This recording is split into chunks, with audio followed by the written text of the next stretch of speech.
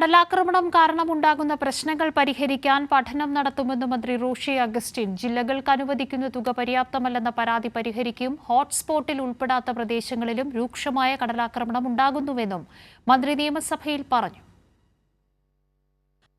കടലാക്രമണം കൊണ്ടുണ്ടാകുന്ന പ്രശ്നം പരിഹരിക്കാൻ ഒരു ജില്ലയ്ക്ക് 25 ലക്ഷം രൂപയാണ് അനുവദിക്കുന്നത്. ഈ തുക പര്യാപ്തമല്ലാത്ത സാഹചര്യമുണ്ട്.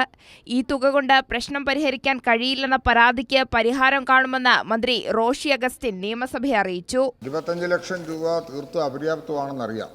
ആകെ 25 ലക്ഷം അല്ല, ആദ്യം 25 ലക്ഷം രൂപ അനുവദിച്ചിരുന്നു. അതിനുശേഷം പല സ്ഥലങ്ങളിലും അതീവ പ്രാധാന്യമുള്ള പ്രദേശങ്ങളിൽ ചില രൂക്ഷമായ വിഷയം വന്നപ്പോൾ അവിടെയും നമ്മൾ കുറച്ച് തുക അനുവദിച്ച് കൊടുക്കുകയുണ്ടായി.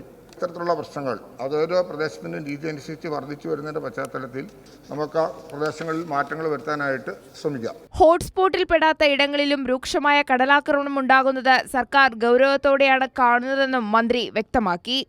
മത്സ്യബന്ധനത്തിന് പോകുന്ന ക്ഷേമനിധി അംഗങ്ങളല്ലാത്തവർക്ക് അപകടം പറ്റിയാൽ ധനസഹായം നൽകുന്ന കാര്യത്തിൽ ചർച്ച നടത്തുമെന്ന് മന്ത്രി VN വാസവൻ പറഞ്ഞു.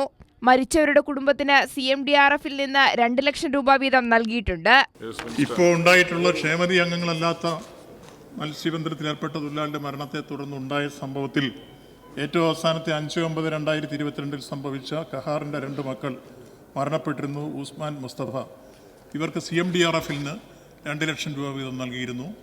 അതോടൊപ്പം തന്നെ മറ്റ് സഹായങ്ങൾ ചെയ്യുന്നതിനെ സംബന്ധിച്ച് മത്സ്യക്ഷേമനിധി ബോർഡുമായിട്ട് ആലോചിക്കുന്നു. മത്സ്യക്ഷേമനിധി ബോർഡുമായി ആലോചിച്ച് മറ്റു തീരുമാനങ്ങൾ കൈക്കൊള്ളുമെന്നും മന്ത്രി VN വാസവൻ വ്യക്തമാക്കി. കൈരളി ന്യൂസ്, തിരുവനന്തപുരം.